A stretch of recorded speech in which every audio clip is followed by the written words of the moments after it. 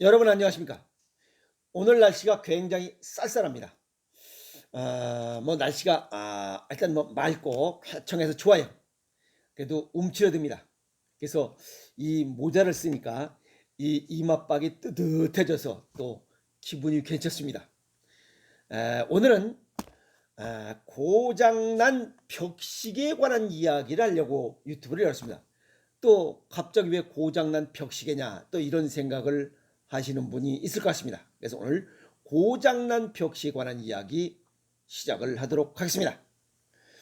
아, 인터넷 기사에 뭐라고 어떤 내용이 나왔냐면 죽음의 오중주 고혈압, 당뇨, 고지혈 이러한 병들이 복합적으로 나타나는 대사증후군에 칼슘이 굉장히 효과가 있다 하는 내용이 나왔습니다. 칼슘이 굉장히 좋다. 그런데 이런 대사증후군은 칼슘으로 막는 것보다도 더 쉬운 방법이 혈전이 과다 누적돼서 발생하는 이런 암, 고혈압, 당뇨 이런 것들이 동시에 나타나는 대사증후군에는 혈전 과다 누적이 주 원인입니다. 혈액순환 장애죠. 그걸 빨리 뽑아내는 게 첫 번째입니다.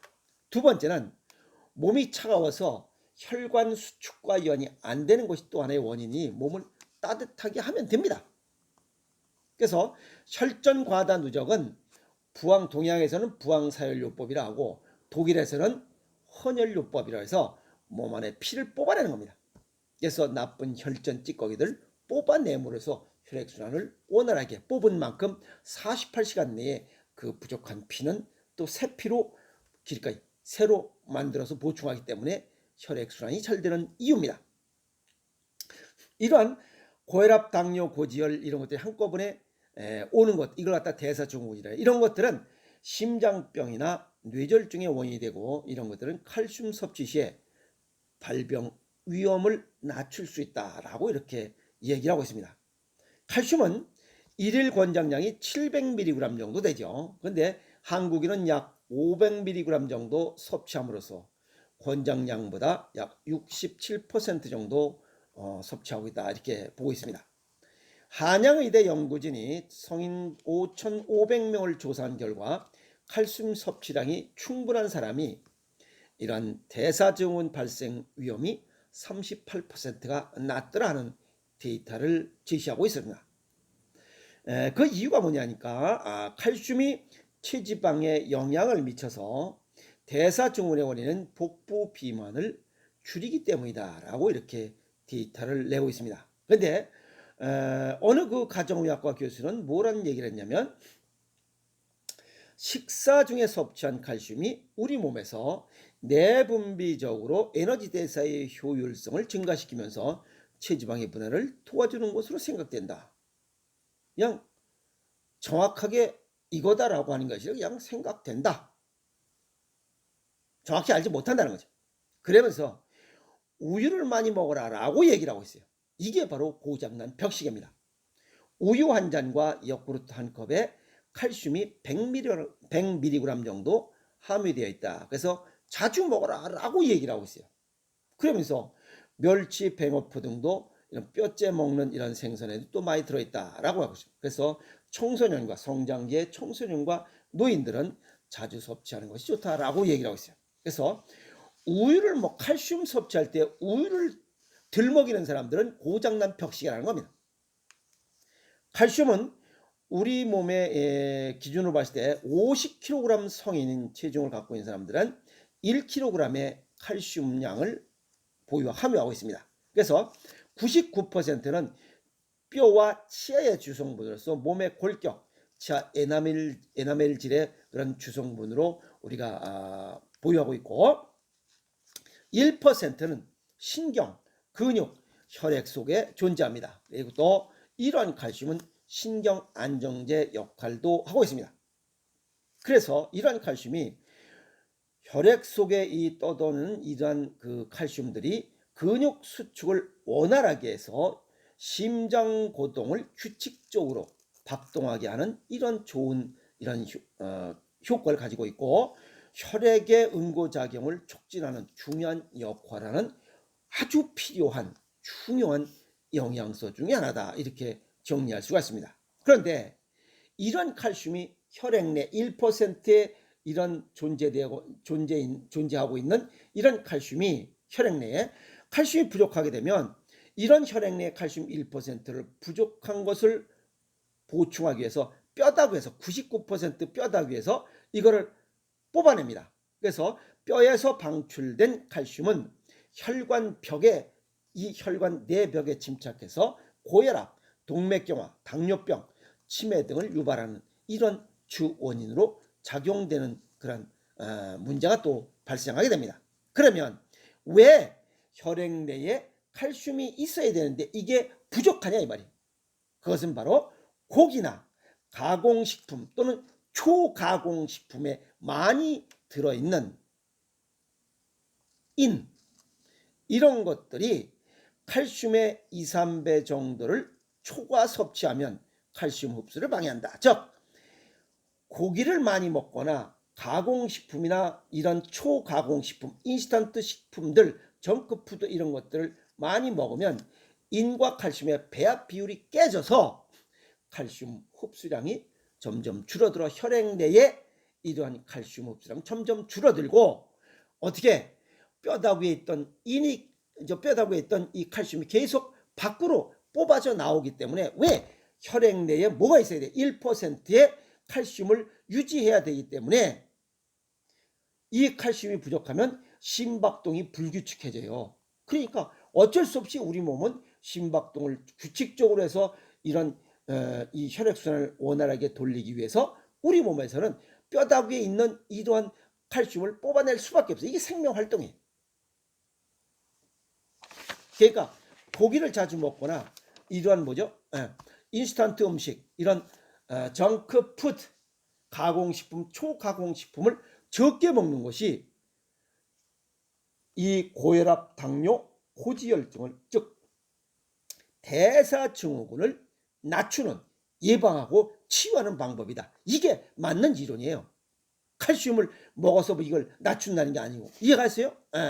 그러면 앞서 얘기했던 사람들과 또 모든 사람들이 칼슘이 어디 많으냐라고 하면 전부가 다 우유라고 누구나 다 얘기해. 그게 고장난 벽식이라는 거예요. 그러면 칼슘을 많이 함유하고 있는 식품이 어떤 것들이 한번 알아보면 돼요. 10g을 기준으로 정리합니다. 비교해서 말린 새우 10g에는 칼슘이 710mg 들어있어요. 미꾸라지 10g에는 110mg 들어있어요. 그 다음에 치즈에 10g에는 120mg 들어있어요. 그 다음에 빙어 10g에는 100mg 들어있어요. 멸치 10g에는 250mg 들어있어요. 우유 10g에는 칼슘이 10mg 정도 들어있습니다. 말린 톳 10g에는 칼슘이 140mg, 무청 10g에는 26mg. 그러면 지금까지 이런 음식군 중에 보면 우유가 칼슘이 제일 낮잖아요. 칼슘 함유량이. 근데 뭐가 칼슘이 많이 들어있다고 많이 먹으라는 거야. 다 우유 장사들이 장사써요. 우유 많이 팔아먹으려는 거야. 그게 고장난 벽식이야. 고정관념은 고장난 생각이고 병든 생각이에요. 아시겠어요? 고정관념을 버려야 돼요. 그래야 병을 고칠 수 있어요. 건강하게 살아가려면 고정관념을 버려라. 병든 생각과 고장난 생각을 버려랍니다. 그래야 건강하게 살아갈 수 있어요. 칼슘 섭취는 이 말린 새우나 우유 대신에 말린 새우, 미꾸라지, 치즈, 빙어, 멸치 이런 것들을 통해서 음식 반찬으로 먹을 때 이 섭취율, 흡수율을 높인다는 거예요. 음식 상호간의 조화와 균형을 유지해서 음식 섭취량을 높여요. 우유 먹었다고 해서 우유 칼슘 양도 얼마 들어있지도 않지만 이게 잘못된 생각을 갖고 있어. 우유 먹는 사람 치고 몸속에 이런 골다공증이나 그 다음에 치아가 튼튼한 사람이 있으면 나와보라고 해요. 우유가 칼슘이 많다고 생각하는 이런 고정된 관념, 고정관념, 잘못된 생각, 병든 생각을 버리세요. 아시겠어요? 새우, 미꾸라지, 빙어, 멸치 이런 음식을 통해서 섭취할 때 우리 몸속에 들어가는 영양 효과라죠. 이 우리 몸속에 들어가기 전에 식품영양분석표상의 함유량과 우리 몸속에 들어가서 영양 흡수율은 다릅니다.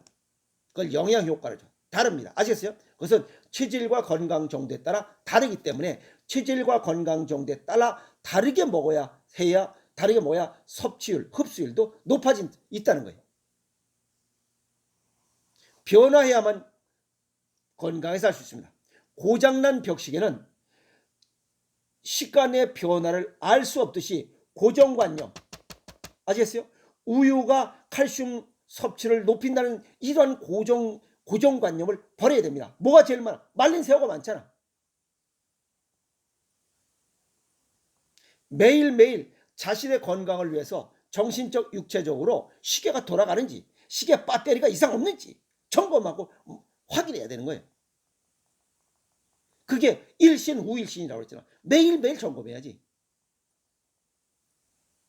또 내 몸에 있는 병들, 고혈압, 당뇨, 고지혈 이런 대사증후를 고치려는데 칼슘으로 고치는 게 아니에요. 음식으로 고쳐야지. 아까 얘기했잖아요. 체질과 건강 정도에 맞게 이 칼슘이 부족하면 말린 새우, 미꾸라지, 치즈, 빙어, 멸치를 먹어야지 우유를 먹는 게 아니라. 그래서 그 서양 의학의 거성 히포크라테스가 뭐라 했어요? 음식으로 못 고치는 병은 약으로도 못 고친다. 약으로 못 고치는 병은 음식으로 고칠 수 있다는 얘기 아니에요. 그럼 음식으로 고칠 수 있으면 음식에 관한 관심을 가져야지. 이런 대사증후이 있으면 전부 다 병원에만 가지 말라 이 말이에요. 병원에 가서 고쳐지는 게 아니라 고혈압, 당뇨, 고지혈 약 평생 먹는다며. 그럼 못 고치는 거 아니야? 그럼 음식으로 바꿔봐야지. 고정관념. 병은 의사만 고친다. 약으로 고친다. 그게 고장난 벽시계라는 거예요. 생각을 바꾸래. 아시겠어요? 그리고 일반 화식을 먹어서 병이 들었다면 이제 생식으로 바꿔보자 이 말이야. 또 지금까지는 대사증후이 생겼던 이런 고혈압, 당뇨, 고지혈이 생긴 원인을 보니까 체질과 건강 정도를 고려하지 않고 마구잡이로 먹었던 식습관, 화식을 먹는 습관이었다면 이제 체질과 건강 정도에 맞게 생식으로 바꿔보라 이게. 그게 고정관념을 벗어나는 거야. 잘못된 생각, 병든 생각을 벗어나서 고장난 시계가 아닌 정상적으로 돌아가는 시계가 돼야지. 그래서 고장난 벽시계는 시간의 흐름을 정확히 볼 수가 없다는 거예요. 생각을 변화해야 돼요.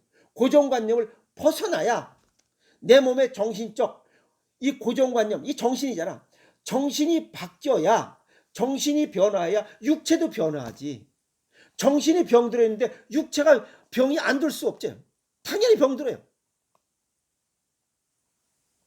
그래서 생각이 깨야 돼요.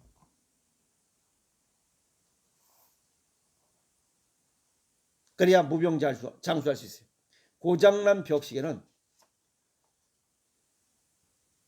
정확한 시간을 볼 수 없듯이 고정관념을 갖고 있고 병은 의사가 고쳐준다. 약으로 고친다는 고정관념을 갖고 있으면 그 사람은 평생 못 고칩니다. 그냥 병들어 시름시름 앓다가 그냥 병든 채로 죽어갑니다.